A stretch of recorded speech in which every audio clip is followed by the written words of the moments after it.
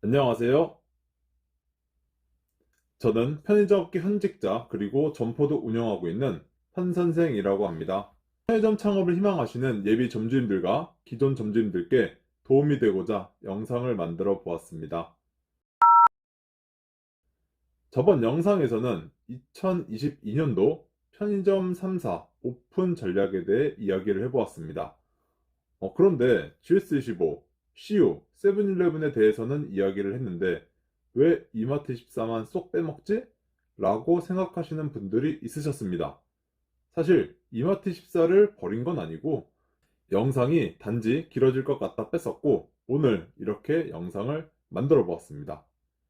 이전 영상에서 GS25, CU는 본부 임차 위주로 오픈을 해야지만 개발 담당 KPI가 좋다라는 말을 했었는데 이마트14는 타 브랜드와 달리 본부 임차 점포가 거의 없고 99%가 점주 임차 타입밖에 없다는 점 알고 계시면서 이 영상을 들어주세요. 그래서 이마트14 본부 임차 타입 이야기는 아예 하지도 않을 겁니다. 그런데 이제 이마트24도 타 브랜드들처럼 새로운 타입의 본부임차 점포가 생긴다고 내부에서 이야기가 나오고는 있는데 아직 구체적으로 확정된 건 아닙니다. 아마 이번 연도에 나올 것으로 예상이 되는데 어떤 식으로 나오게 될지 기대가 됩니다. 이제 시작해 보겠습니다. 그 전에 먼저 초보자 분들을 위해 이마트14에 대해 간단히 설명 한번 드려보겠습니다.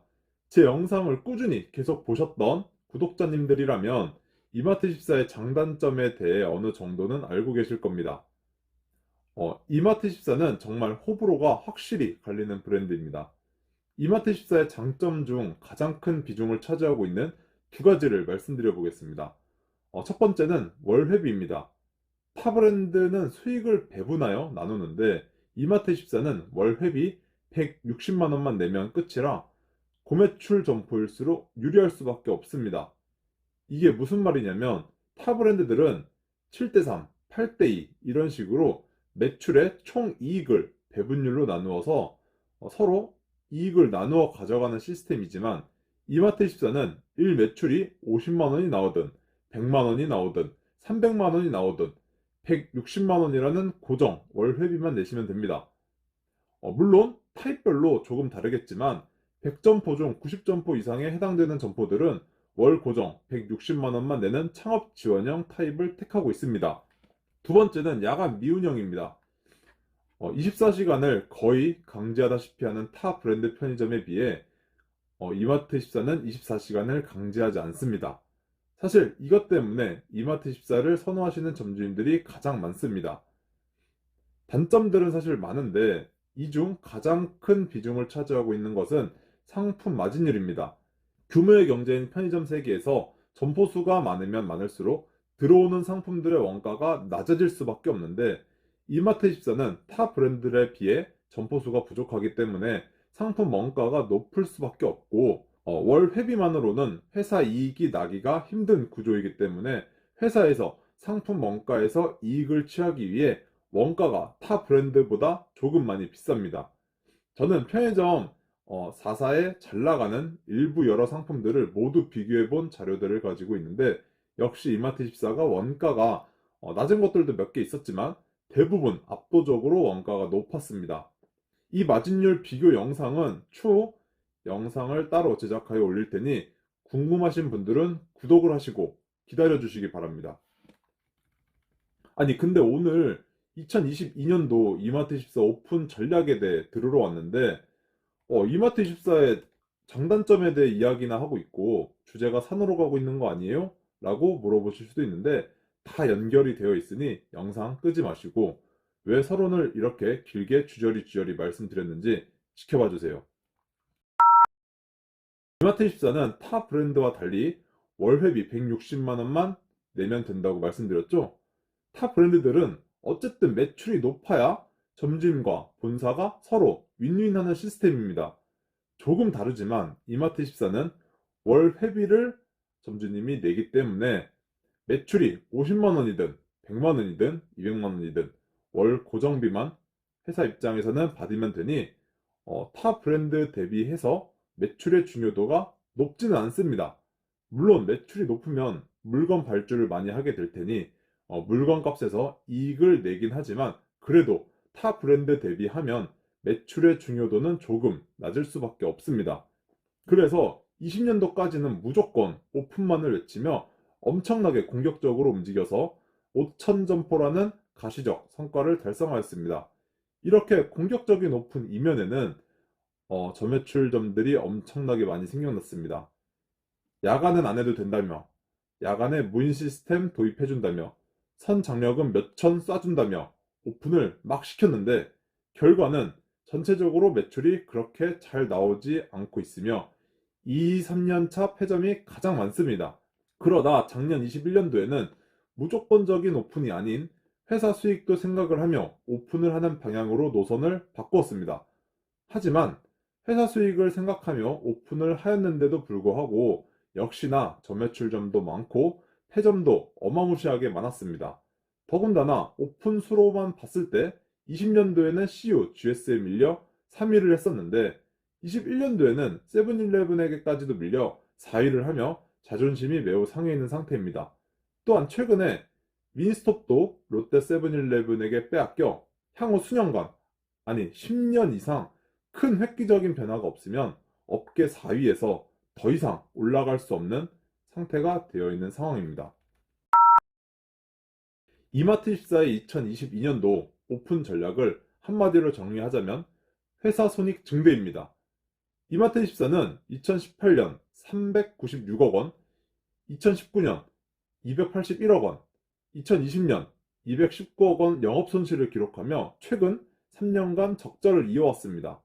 21년도에는 3분기까지 누적 4천만 원 영업이익으로 첫 흑자를 기록했지만 4분기는 모두 아시다시피 겨울이죠. 겨울 실적을 반영하여 1년 기준으로 봤을 땐 적자 전환될 가능성이 매우 높습니다. 결국 1년 기준 단 한 번도 흑자를 낸 적이 없습니다. 이번에 미니스터 민수건도 롯데에게 빼앗기고 이제 이전처럼 폭발적인 점포수 증가가 불가능하다고 생각한 상태에서 편의점 업계에서 살아남으려면 흑자 전환을 해야 하는 수밖에 없다고 생각을 했나 봅니다.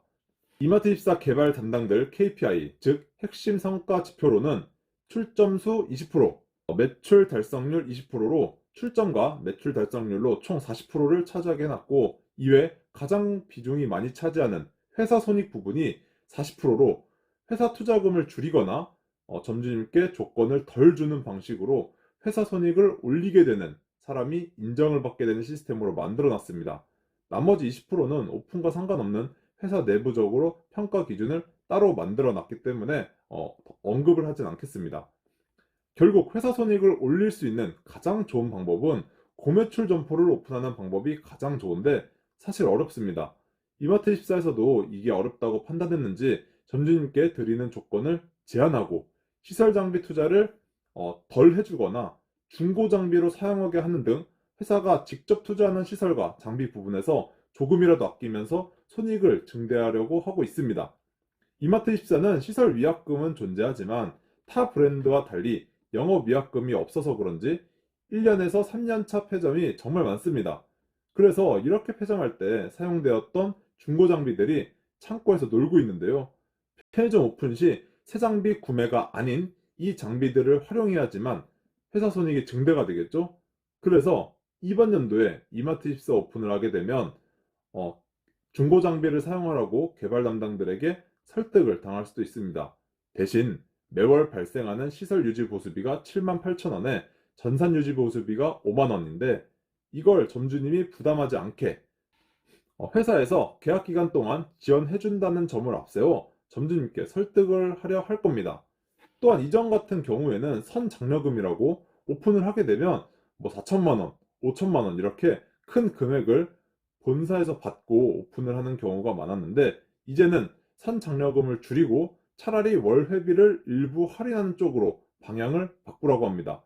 결국 계약 기간 동안 지원받는 총액은 비슷할 테지만 회사 입장에서 한 번에 큰 돈이 나가는 것보다 계약 기간 동안 매월 일정 금액이 나가게 하는 게 현금 흐름 면에서 100번 1000번 낫기에 이런 식으로 설득을 할 수도 있습니다.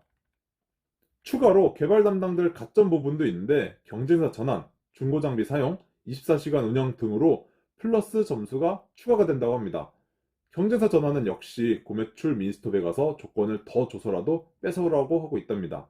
아주 고매출 점주임차 미니스톱 점주님들은 바쁘실 것 같습니다. 또한 개발 담당들은 점주님께 24시간을 권유하거나 중고 장비 사용을 집중적으로 이야기를 할 수도 있습니다. 회사에서 아마도 이번 연도에는 강력히 푸시를 할 것 같은데 점주님 기준에서는 사실 안 해도 그만입니다. 저 같으면 차라리 24시간 그냥 안 해버리고 중고 장비도 사용 안 할 것 같습니다.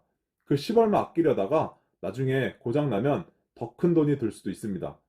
사실 개발 담당들 대부분은 KPI를 신경 쓰고 그대로 하고는 싶지만 현실적으로는 그렇게 할 수가 없습니다.